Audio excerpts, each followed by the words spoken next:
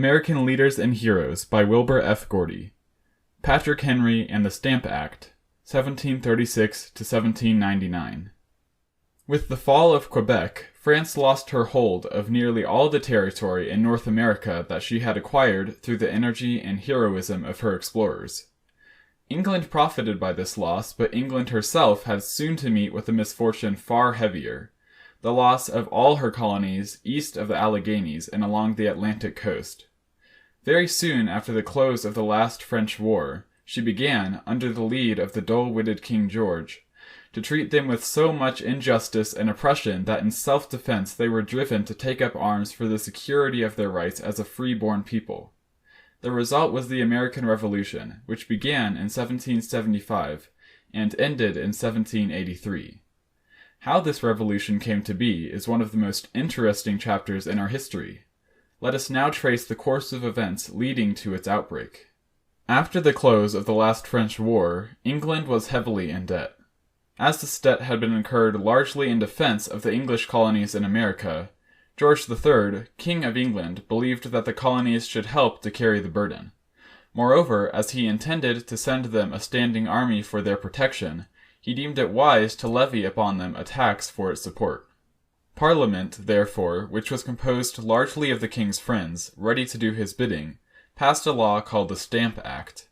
This required the colonists to use stamps upon their newspapers and upon legal documents, the price of stamps ranging from a halfpenny to 12 pounds. The king thought this tax would be just because it would fall upon all the colonists alike. But the colonists were of a different mind, for England had not fought the last French war so much to defend them as to protect her own trade. Besides, they had already paid a reasonable share of the war expenses, and had furnished a fair proportion of soldiers for battle. They had always given their share toward the expenses of their defense, and were still willing to do so. If the king would ask them for a definite sum, they would raise it through their colonial assemblies, but they strongly objected to any English tax. These colonial assemblies were composed of men who represented the colonists and made laws for the colonists. Therefore, the colonists were willing to pay any taxes levied by the assemblies. As free-born Englishmen, they objected to paying taxes levied by Parliament, which did not represent them. Parliament might levy taxes upon the people of England, whom it did represent, but only the colonial assemblies could tax the colonists, because they alone represented the colonists. In other words, as James Otis in a stirring speech had declared, there must be no taxation without representation. George III could not understand the feelings of the colonists, and he had no sympathy with their views. His mother had said to him when he was crowned, "George, be king," and this advice had pleased him, for he was willful and desired to have his own way as a ruler. Thus far he had shown little respect for the British Parliament, and he felt even less for colonial assemblies.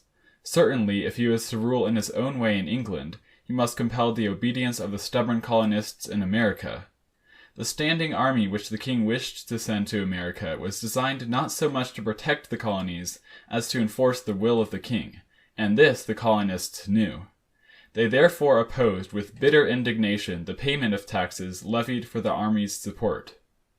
Patrick Henry was one of many who were willing to risk everything in their earnest struggle against the tyrannical schemes of King George. Patrick Henry was born in 1736 in Hanover County, Virginia.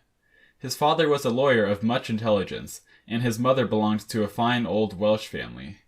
As a boy, Patrick's advantages at school were meager, and even these he did not appreciate.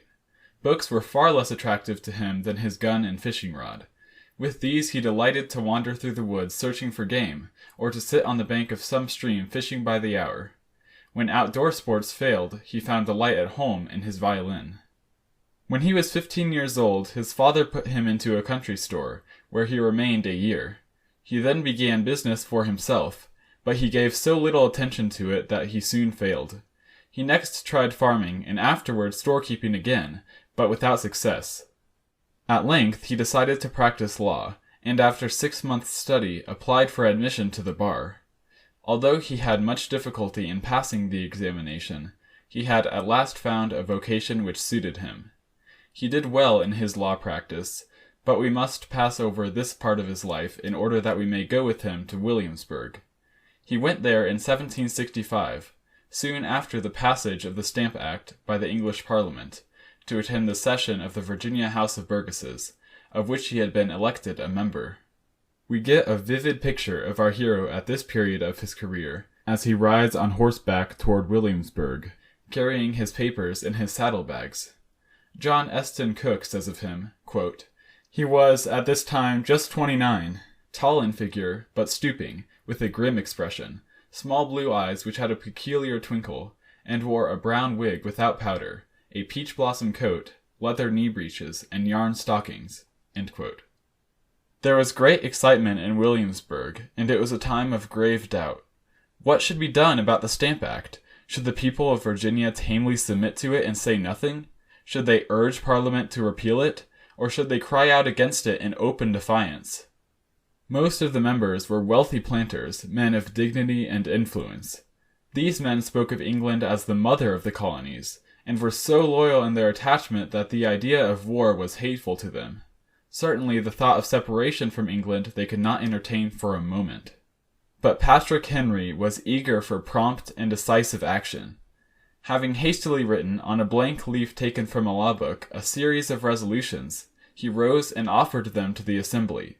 One of these resolutions declared that the General Assembly of the colony had the sole right and power of laying taxes in the colony. A hot debate followed, in the course of which Patrick Henry, ablaze with indignation, arose and addressed the body.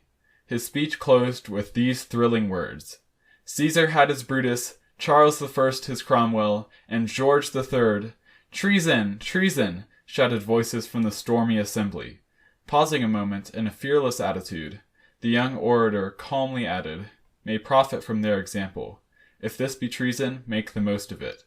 The resolutions were passed. It was a great triumph for the young orator, who now became the idol of the people. As he was going out of the door at the close of the session, one of the plain people gave him a slap on the shoulder, saying, "Stick to us, old fellow, or we are gone."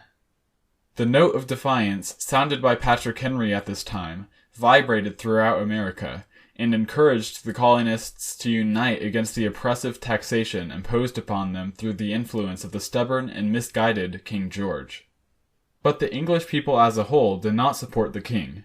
Many of them, among whom were some of England's wisest statesmen, believed he was making a great mistake in trying to tax the Americans without their consent.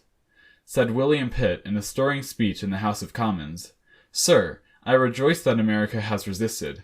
3 millions of people, so dead to all the feelings of liberty as voluntarily to submit to be slaves, would have been fit instruments to make slaves of all the rest." In the 10 years following the passage of the Stamp Act, events in America moved rapidly. Some of these we shall learn more about a little later.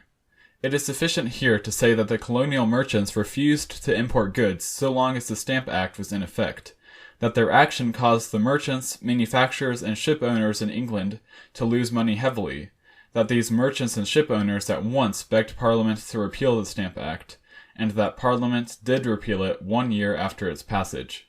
10 years after Patrick Henry's eloquent speech at Williamsburg against the Stamp Act, the people of Virginia were again deeply aroused, for King George, acting through Parliament, had sent 3,000 soldiers to Boston to force her unruly people and those of Massachusetts to obey certain of his commands.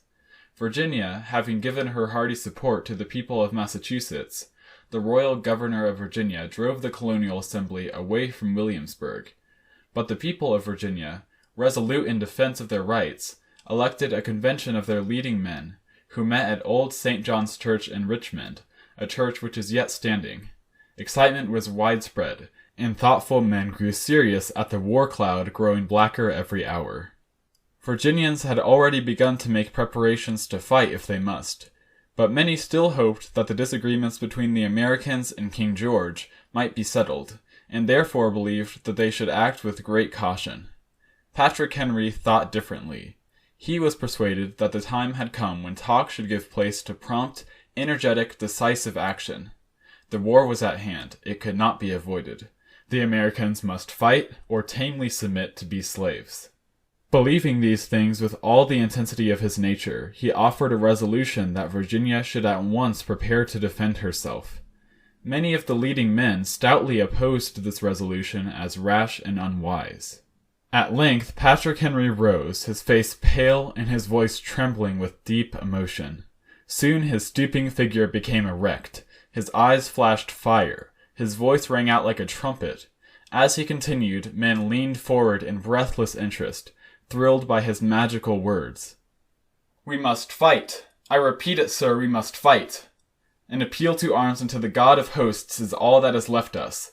They tell us, sir, that we are weak, unable to cope with so formidable an adversary. But when shall we be stronger?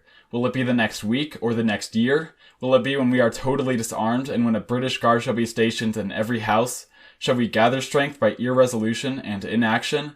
Shall we acquire the means of effectual resistance by lying supinely on our backs and hugging the delusive phantom of hope, until our enemies shall have bound us hand and foot?